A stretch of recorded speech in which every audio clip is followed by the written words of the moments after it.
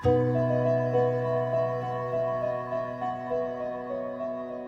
much change do you need to be healthy and happy? Big questions, right?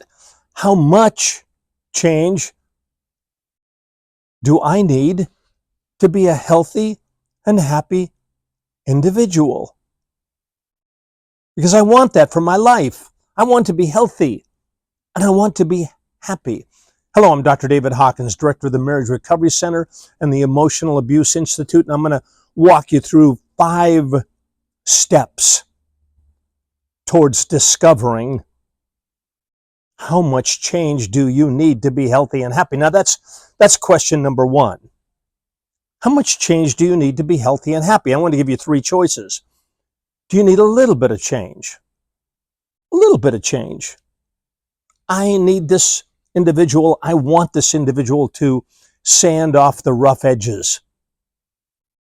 I want them to keep going to their Bible study group, to their church, to their, maybe they're in a support group of some kind. I want them just to continue that. And yeah, a little bit of change, I think, that's good. That's what I want.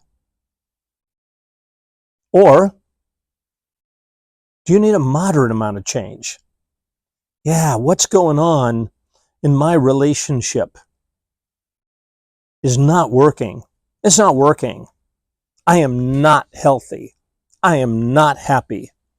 I find that my mood has declined. My health has declined. No, I think I need a moderate amount of change to be healthy and happy. Or the third option is I need significant change. What's happening is just not good. There's a lot of blame shifting, excuse making, rationalizing, minimizing, flipping the script, truth twisting, all kinds of craziness going on, and I don't like it. And my body is keeping the score, and I don't like it. I need significant change to be healthy and happy. My goodness, if you, whatever you have arrived at, whatever decision you arrive at is good. Now, you might guess where I'm going here.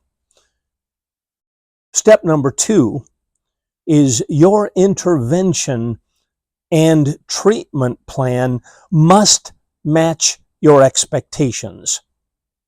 Your intervention and treatment plan must match your expectations. Now that makes sense, right? We don't go to the drugstore and get a couple of Tylenol for a migraine. No, we get something more substantial. We talk to our doctor. We look at why is this going on? Why am I developing migraines or stomach flu? We don't just sit back and hope it'll pass. We take appropriate medication, appropriate interventions to lead us to the end result that we want and that we hope for. So your intervention and treatment plan must match your expectations. Now, a quick comment. When it comes to narcissism and emotional abuse, my goodness, my critics say, Dr. Hawkins, you are adding more and more and more treatment to your comprehensive core treatment program for narcissistic and emotional abusers. And it's true. We're adding, we're making it more complex, longer, more in depth. Why? Because the problem is complicated. It's complicated. So, your expectations must match the treatment plan. Step number 3.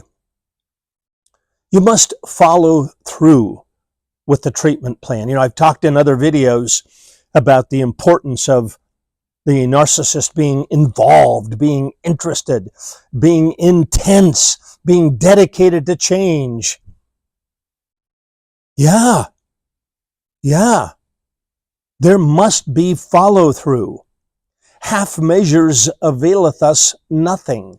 Half measures don't get us anywhere.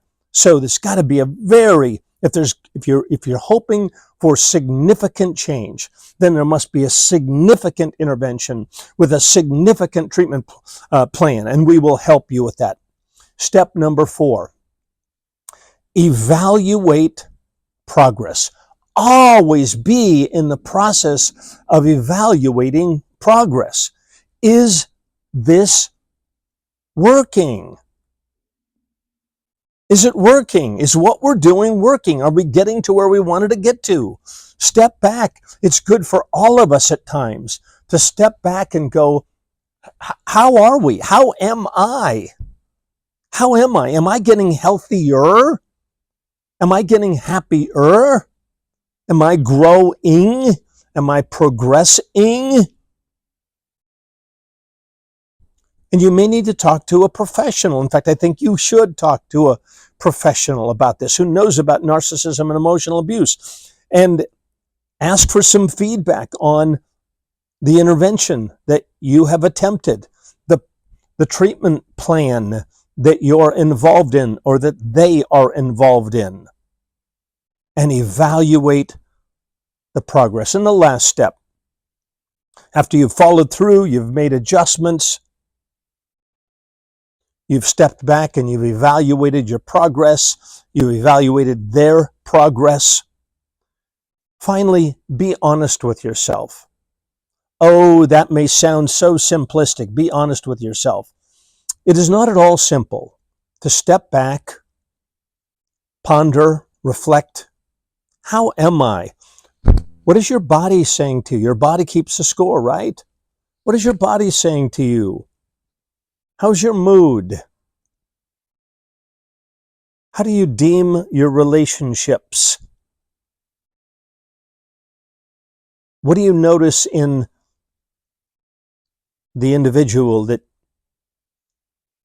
is emotionally abusive? Do they have all the markers of real change? Or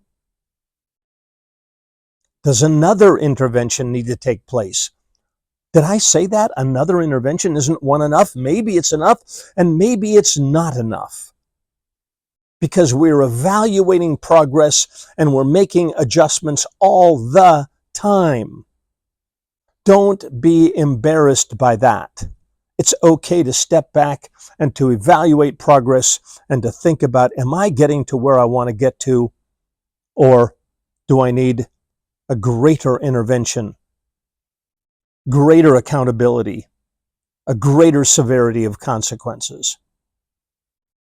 All right. How much change do you need to be healthy and happy? A little, a moderate amount, a lot? Your intervention must match your treatment plan, which must match your expectations. You must follow through and make adjustments as needed. You must evaluate your progress, and you must be honest with yourself. Now, lastly, you're going to need a professional to help you walk through these landmines. This is a difficult process, and you need to be prepared for that. All right. I hope this has been helpful. We have a client care team ready to help you take the next step. Click subscribe. We got other videos available for you, and we are here to help you. So, as always, take care and God bless.